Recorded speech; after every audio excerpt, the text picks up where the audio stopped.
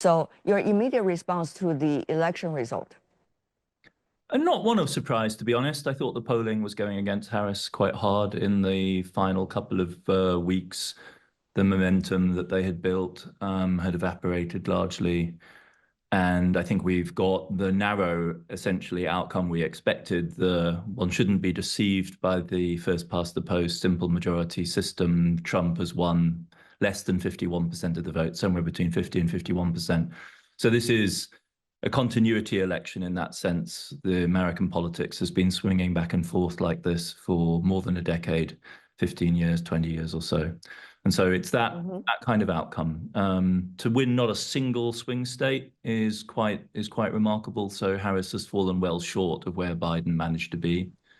But other than that, if you look at the breakdown, not that much has moved. So this is America, and this is the America the world has got to get used to living with, because nothing very dramatic has changed. It's a narrow margin one way or the other. From the result is being formally announced, the rest of the world is trying to figure out what would that mean for them specifically. Now, generally speaking, what do you think the result might be having its impact on how the world is likely to move? I mean, I think for large parts of the world, it doesn't change the course of American policy very much, to be honest. If you're thinking about a big Asian player like India, for instance, both sides of the American political spectrum want to be good friends with India.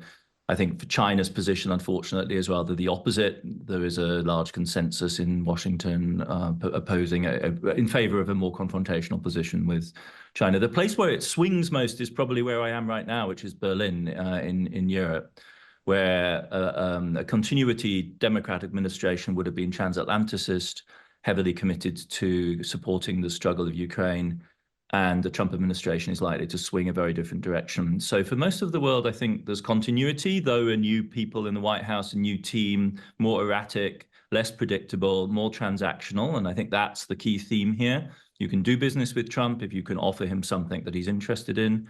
His team may be somewhat different, but the president himself is very much in that mindset.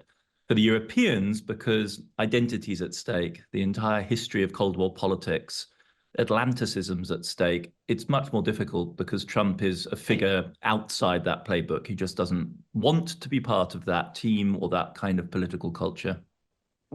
Chinese presidents were among a long list of state leaders to congratulate the president-elect Donald Trump after the result was being announced. And he has been talking about cooperation rather than confrontation, which has always been China's tune in terms of policy. But specifically speaking, how realistic that's likely to be done? I mean, I think the real question is what the Trump administration is going to be.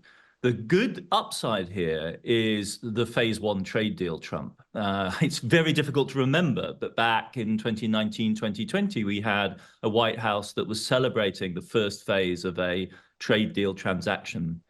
And the problem, of course, is that Trump tends to surround himself with really quite hawkish advisors. And we also saw that in 2020.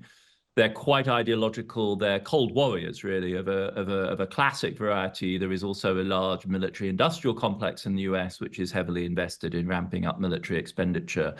And if that face comes forward, then relations between China and the United States, I'm afraid, will deteriorate. The one option that is no longer on the table with Trump is rules-based order, cooperation. That version of America's interaction is just not available from the Trump team. The best one that one can really hope for from them is a transactional deal-based approach. And on that basis, in some ways, the upside is potentially higher because the Biden team were, in their own way, liberal ideologues. They were Atlanticists. They were classic. They liked this contrast between democracy and autocracy, which made it very difficult for them, I think, to conceive of a positive end state for the relations between the United States and China. Whereas I don't think that's the case with Trump. So overall, one would hope that Beijing would find ways of coaxing the Americans into the higher end option here, which is some sort of transactional deal, and avoiding the possible slide into really quite dangerous escalation, which we did see in 2020. interesting to talk about Asia because, as we know, Asia Pacific has been a very vibrant place, and the APEC Economic Leaders Meeting, APEC CEO Summit, is the occasion for how the region is likely to prosper. Now, the U.S. has been talking about under Biden administration, so-called the Indo-Pacific, but obviously, this Asia-Pacific concept is very, very strong. Your expectation as to what needs to be discussed to create synergy and create new way forward, as you just suggested.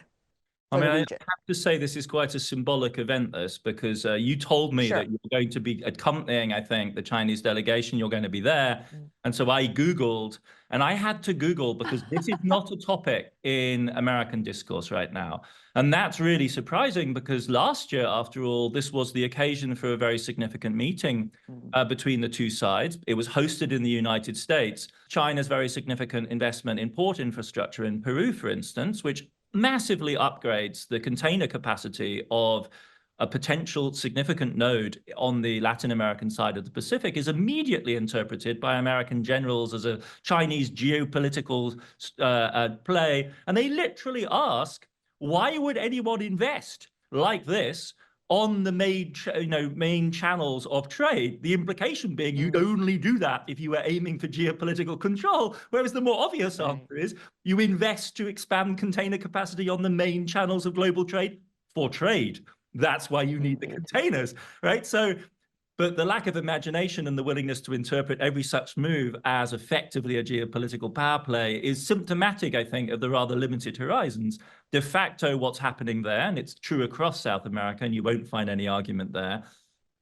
Very interesting, because there's a major port that China has been cooperating with Peru that's likely to be the place where you can dramatically shorten the time traveling by sea from South America to Asia, from 45 days to 10 days. That's dramatic for any businesses. It's like these giant Supermax, whatever they're called, container ships with huge numbers of chips on them.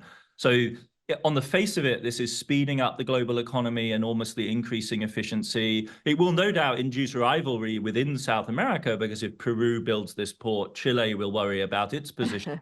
That's a healthy competition to see in a part of the world which really needs much deeper integration than it currently has.